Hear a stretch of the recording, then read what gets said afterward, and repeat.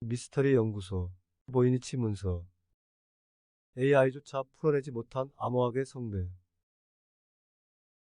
세상에는 많은 미스터리들이 있습니다. 그 중에서는 각종 암호와 알 수 없는 문서에 대한 얘기도 있습니다. 존재는 하나 해석이 되지 않는 유물들은 많은데요. 그 중에서도 보이니치 필사본은 국내에서 암호학의 성배라 불릴 만큼 이름을 날리고 있습니다. 총 240여 페이지로 된 이 문서는 수세기 동안 암호학자, 언어학자 및 역사가를 당황하게 했으며 계속해서 암호학 역사상 가장 큰 미스터리 중 하나로 남아 있습니다. 오늘의 미스터리 연구소는 보이니치 문서의 역사, 기원에 대한 이론, 암호를 해독하려는 시도를 살펴보겠습니다. 보이니치 문서는 15세기 중반쯤 만들어진 것으로 추정되는 손으로 쓴 책입니다. 방사선 탄소 연대 측정법을 통해 드러난 제작 시기는 1404년에서 1438년 사이입니다. 필사한 내용을 끈으로 묶은 코덱스 형식으로 만들어졌으며 재질은 송아지 가죽입니다.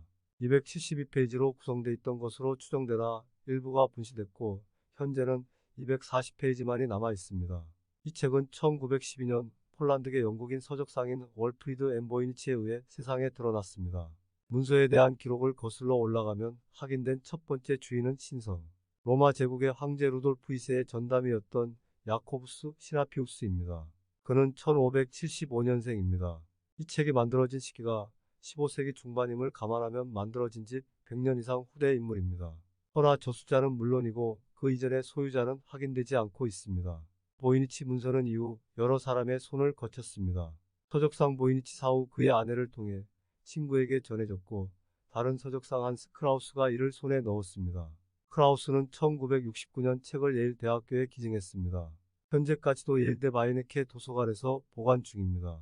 보이니치 문서가 사람들의 주목을 받고 있는 것은 세계 어디에서도 발견되지 않은 정체불명의 문자로 이루어져 있기 때문입니다.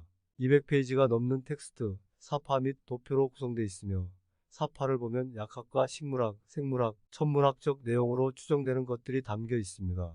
다수 언어학자들은 보이니치 문서를 분석한 결과 정교한 체계성을 지닌 것으로 결론 내렸습니다. 일정한 글자의 배열, 글자마다의 고유한 조합법, 일부 섹션이나 특정한 장에만 등장하는 어휘와 지속적으로 등장하는 어휘가 있다는 점 등 언어학 법칙에 따라 사용할 수 있는 언어라는 점을 확인한 것입니다. 일정한 규칙이나 문법을 갖고 있는 언어이자 문자 체계라는 것을 알게 된 것이죠.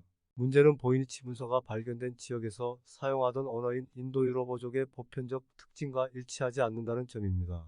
게다가 뒷장에 약간의 로마자 문장이 등장하는데 이 또한 해석이 되질 않고 있습니다.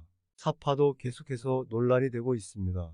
대부분의 사파는 현존하지 않는 물건이었으나 일부 실존하는 식물이 등장한 것입니다. 하필 기괴한 식물들이 많이 등장하는 곳에서 이런 게 발견되다 보니 문서가 저수된 시기에 존재했다가 멸종한 식물의 도감이 아니냐는 논리죠. 은하와 은하수로 해석될 수 있는 그림이 동심원으로 표현되어 있는 점도 사람들의 관심을 끕니다.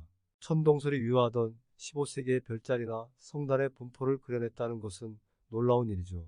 그 의미를 해독하려는 수많은 시도에도 불구하고 아무도 저자가 의도한 메시지를 읽어내지 못했습니다. 현재도 보이니치 문서를 해독하려는 몇 가지 이론이 있지만 결정적으로 사람들의 인정을 받고 있는 해답은 등장하지 않았습니다. 다수의 전문가들은 보이니치 문서에 대해 여러 이론을 내놓고 있습니다. 사라진 고대 문명의 언어, 어떤 종류의 암호문, 고대 문서, 필사 혹은 누군가 어떤 목적으로 만들어낸 인공언어 등입니다. 여러 가지 언어를 섞어서 만든 것이라는 얘기도 있는가 하면 중세 여성 건강의학 서적을 의학 용어의 약자 위주로 적었다는 설까지 있습니다. 암호를 해독하는데 진전이 없었음에도 불구하고 그 비밀을 풀기 위한 수많은 시도가 있었습니다. 암호학자들은 빈도 분석, 통계 분석, 컴퓨터 알고리즘 등 다양한 방법을 사용했지만 아무도 텍스트의 의미를 파악하지 못했습니다. 몇몇 전문가들은 자신이 해석을 완료했다고 주장하나 다른 전문가들은 이를 받아들이지 않고 있습니다. 최근 수년간의 인공지능 열풍에 힘입어 AI를 이용해 보이니치 문서를 해석하려는 시도도 있었지만 실패했습니다. 캐나다의 AI 전문가 그렉 콘드렉 박사는 알고리즘을 이용해 보이니치 문서를 번역한 결과 히브리어와 유사하다고 주장합니다. 안타깝게도 그들의 주장은 받아들여지지 않고 있습니다. 콘드렉 박사의 알고리즘은 현대 언어로 훈련됐으나 보이니치 문서는 15세기에 만들어진 물건입니다. 당장 중세 영어와 현대 영어의 문법에서는 큰 차이가 있습니다. 철자와 어휘까지도 지금과 상당히 달랐습니다. 콘드렉 박사의 알고리즘은 현대 히브리어와 가깝다는 평을 받았던 것입니다. 게다가 당장 히브리어의 경우 한 차례 사멸했던 언어를 재차 부활시킨 사례입니다. 이미 기원전 6세기 바빌론 유수시대 유대인들은 인말로 아람어를 사용했습니다. 근대 전까지 기껏해야 종교 의례용으로 쓰였을 정도입니다.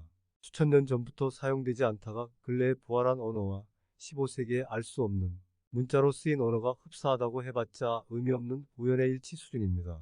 게다가 몇몇 학자들이 주장하는 대로 보이니치 문서가 어떠한 암호를 적용해 쓰였다면 분석의 기초조차 잘못된 것이겠죠.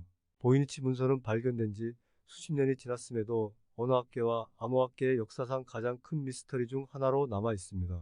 코드를 해독하려는 수세기에 걸친 시도에도 불구하고 텍스트와 그림의 의미는 미스터리로 남아 있습니다. 영상이 흥미로웠다면 채널의 좋아요와 구독을 부탁드립니다. 다뤄주기를 바라는 소재가 있거나 질문이 있으면 아래 댓글로 달아주시길 바랍니다. 시청해주셔서 감사합니다. 다음에 또 뵙겠습니다.